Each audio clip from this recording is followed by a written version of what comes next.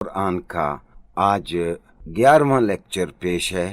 آج کا ہمارا موضوع ہے قرآن کریم کا اسلوب اور قرآن فہمی۔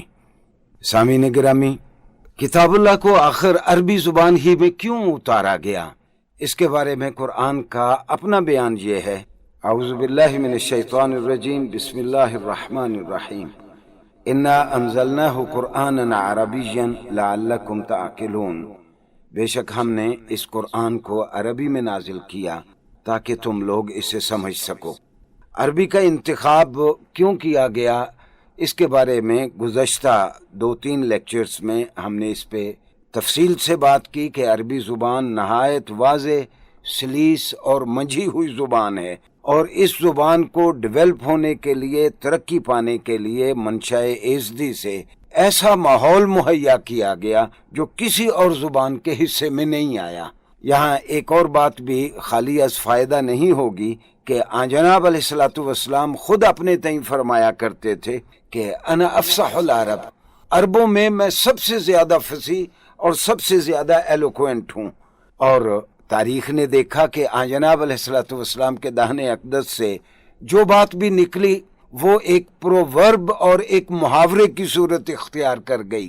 ہم اکثر پاکستانیوں کو معلوم ہے کہ جناب علیہ السلام نے فرمایا انما الاعمال بالنیات، اعمال کا دار و مدار نیتوں پر ہے۔ اب یہ ایک محاورے کی صورت میں ہمارے کلچر میں اور ہماری سوسائٹی میں پروورب کے طور پر استعمال کیا جاتا ہے۔ جناب علیہ السلام نے فرمایا خیر الامور اوسطها، سب سے بہتر راستہ میانہ روی ہے۔ یا جناب علیہ السلام کا ایک فرمان جو ہم میں سے سبھی کو معلوم ہے کہ الجنت تحت اقدام الامہات، جنت ماؤں کے قدموں کے نیچے ہے۔ اسی طرح جناب علیہ السلام نے جو بھی فرمایا وہ ایک محاورے کی اور ایک پروورب کی، جسے آپ اردو میں ضرب الامثال کہتے ہیں، ان کی صورت اختیار کر گیا۔ لیکن حیرانی کی بات یہ ہے کہ افصح العرب نے جو کچھ بھی فرمایا، کسی حدیث کے ساتھ جب قرآن کی آیت آتی ہے تو قرآن کا اسلوب اتنا ممتاز اور اتنا مختلف ہے کہ وہ افصح العرب کی بات کے مقابلے میں قرآن صاف پہچانا جاتا ہے۔ اور دوسری بات یہ کہ قرآن ہمیشہ گزشتہ 1450 سال سے انِمیٹیبل رہا ہے۔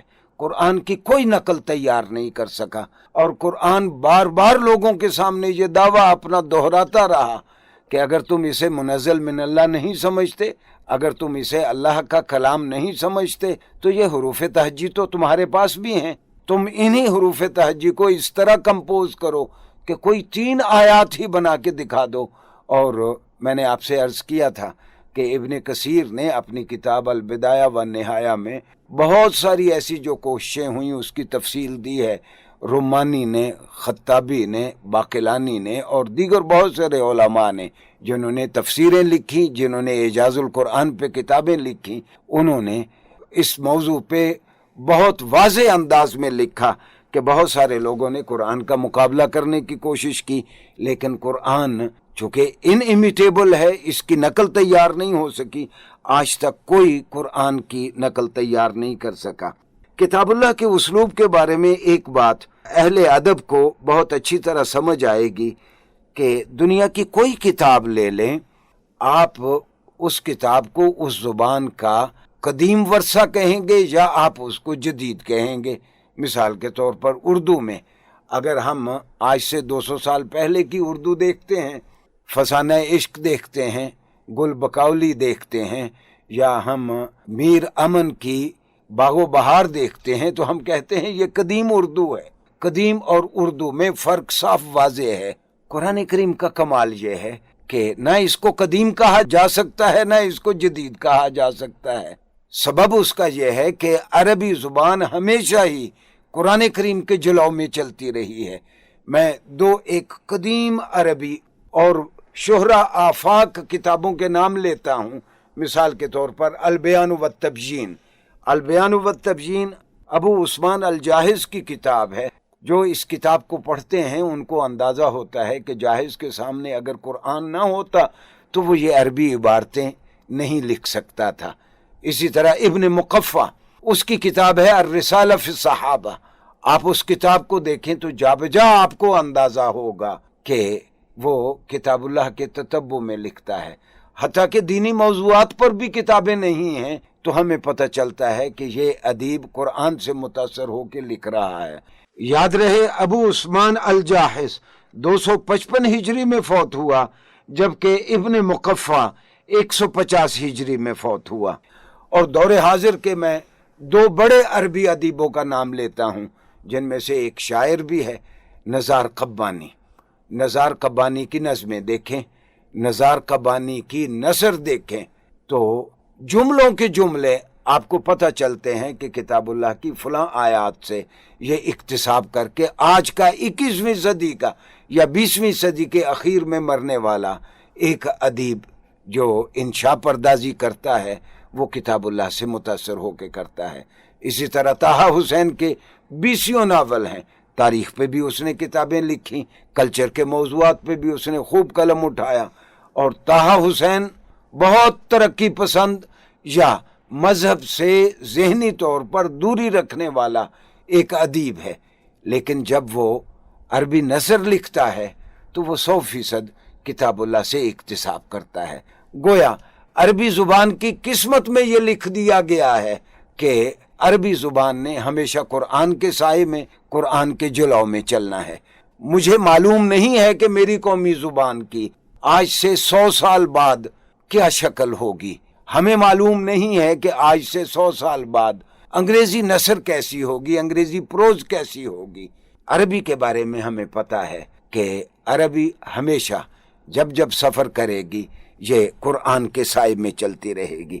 کتاب اللہ کے اسالیب اور اس کی زبان کے بارے میں ایک اور چیز جو سامعین کے لیے شاید نئی ہو کہ اسے ہم انگریزی میں لنگوسٹک سائٹیشن کہتے ہیں اور عربی میں اسے الاستشہاد اللغوی کہتے ہیں. زبانوں میں ایک لفظ کے مفہوم کا تعین کیسے کیا جاتا ہے، میں اس کی ایک مثال دیتا ہوں. مثال کے طور پر سرائکی زبان میں یا پنجابی میں ایک لفظ سانول ہے. سانول کسی چور کا نام ہے، کسی ایم پی اے کا نام ہے، کسی علاقے کے وڈیرے کا نام ہے. سانول کون ہے؟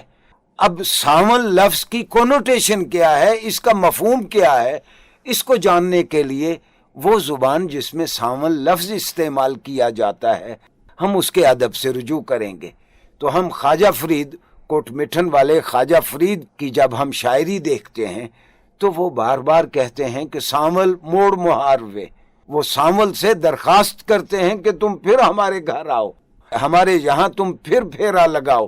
تو سانول ان کی شاعری سے ہمیں پتہ چلتا ہے کہ سانول وہ محبوب کو سانول کہہ کے خطاب کرتے ہیں. اس پورے عمل کو ہم لنگوسٹک سائٹیشن یا استشہاد لغوی کہتے ہیں. عربی زبان میں کسی لفظ کے مفہوم کا تعین کرنا ہو تو سب سے پہلے ہم دیکھتے ہیں کہ کتاب اللہ نے اس لفظ کو کس مفہوم میں استعمال کیا ہے. گویا استشہاد لغوی کے لیے، لنگوسٹک سائٹیشن کے لیے، لفظوں کے مفہوم کے تعین کے لیے کتاب اللہ ہی عربی زبان کا اولین اور سب سے واضح سورس ہے.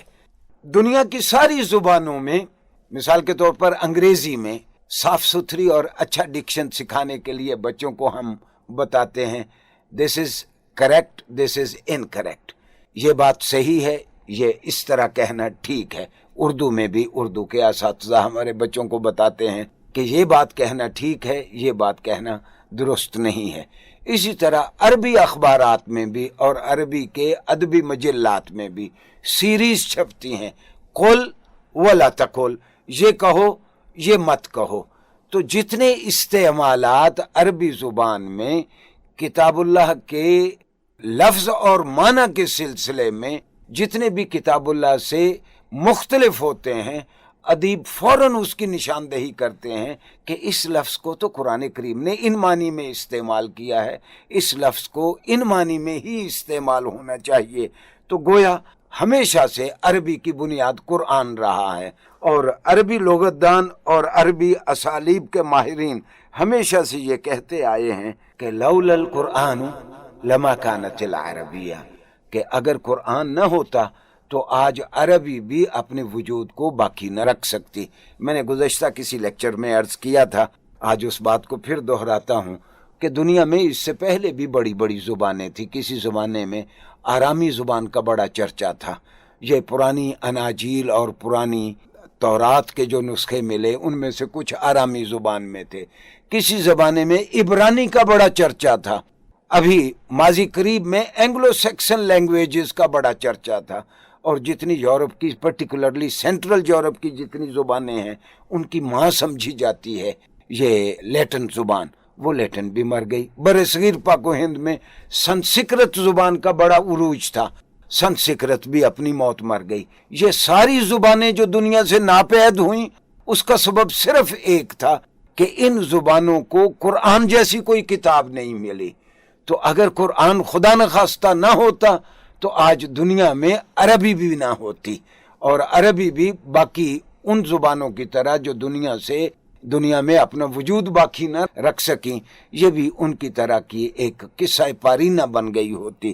تو سامعین گرامی، عربی کا یہ امتیاز ایسا ہے جو کسی اور زبان کا نہیں ہے۔ قرآن کریم کے اسلوب کو مستشرقین اکثر موضوع بحث بناتے ہیں کہ ابھی ایک بات کی جاتی ہے کہ تم والدین کے ساتھ حسن سلوک سے پیش آؤ، اور اگلی آیت اس کی یہ ہے، اس دن سے ڈرو جب تم اللہ کے حضور پیش ہوگے۔ اس سے اگلی آیت میں ہے کہ تم ناپ تول میں اور معاملات میں بددیانتی سے کام نہ لو۔ اس سے اگلی بات کسی ازمنہ سابقہ کی، پرانے زمانوں کی کسی نبی کی کہانی بیان کی گئی ہے۔ تو مستشرقین اعتراض یہ کرتے رہے قرآن پہ ہمیشہ ہی کہ ایک ایک موضوع پہ الگ الگ صورت کیوں نہیں اتار دی گئی۔ ابتدائے آفرینش کسی ایک صورت میں بیان کیا جاتا اس پورے واقعے کو، جنت کے حالات کسی ایک صورت میں، دوزخ کے حالات کسی ایک صورت میں، احکامات کی ایک، کمانڈمنٹس کی ایک الگ صورت ہوتی۔ حقیقت یہ ہے کہ جب ہم یہ سمجھتے ہیں کہ کتاب اللہ کا موضوع انسان ہے، کتاب اللہ کا مخاطب انسان ہے، تو پھر یہ غلط فہمی دور ہو جاتی ہے۔ قرآن کریم انسان اور انسانی زندگی کو ایک اکائی کے طور پر لیتا ہے۔ میں اس اکائی میں ایک کردار ہوں، میں کسی کا باپ ہوں، کسی کا بیٹا ہوں، کسی کا افسر ہوں، کسی کا ماتحت ہوں، کسی کے ساتھ معاشی لین دین کرتا ہوں، کسی کے حقوق میرے ذمے ہیں، اور جو میرے حقوق ہیں وہ کسی دوسرے شخص کے ذمے ہیں۔ تو میری ایک نفسیاتی اپج ہے، میری نفسیاتی ضرورتیں ہیں اور میری معاشرتی ضرورتیں ہیں، یہ ساری میری زندگی کی ڈائمنشن ہیں، لیکن میں فرد ایک ہوں۔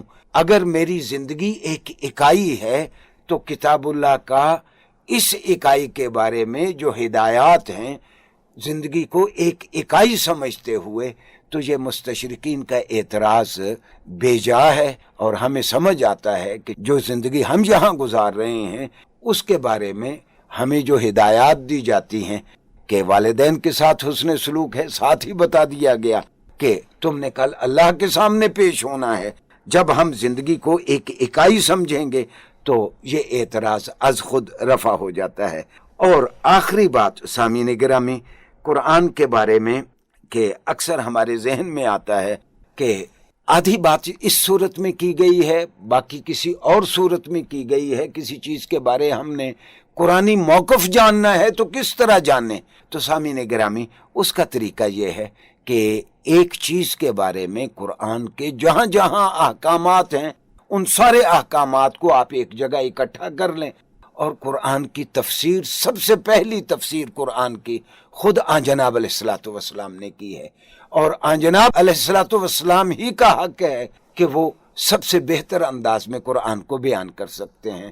حدیث کی ساری کتب میں باب فضائل القرآن اور قرآن کی بہت ساری ایسی چیزیں جو صحابہ کو سمجھ نہیں آتی تھی، صحابہ آن جناب علیہ الصلوۃ والسلام سے پوچھتے، یا آن جناب علیہ الصلوۃ والسلام نے چند صحابہ کرام کی ڈیوٹی لگا رکھی تھی کہ کتاب اللہ کو سمجھنے کے لیے آپ ان صحابہ سے رجوع کیا کریں۔ تو انہوں نے جو جو کچھ کہا ان ساری ہدایات کو اکٹھا رکھیں، تب قرآنی موقف اور قرآنک سٹینس ہمارے سامنے آئے گا۔ یقیناً قرآن بسا اوقات ایک حکم کو ایک ہی جگہ پہ بیان نہیں کرتا، قرآن احوال و ظروف کو مد نظر رکھتے ہوئے اپنے احکامات کو جزوی انداز میں مختلف جگہ پہ بیان کرتا ہے، کئی جگہ پہ یکبارگی بیان کر دیتا ہے، کئی جگہ پہ ایک ہی چیز کو ٹھہر کے مختلف انداز میں مختلف جگہ پہ بیان کیا گیا ہے۔ اور ان آیات کی تفسیر میں آن جناب علیہ الصلوۃ والسلام کا طرز عمل، آپ صلی اللہ علیہ وسلم کا اور صحابہ کرام کا جو کنڈکٹ ہے وہ سامنے رکھ کے آپ قرآنی موقف اس چیز کے بارے میں جان سکتے ہیں۔ والسلام علیکم ورحمۃ اللہ وبرکاتہ۔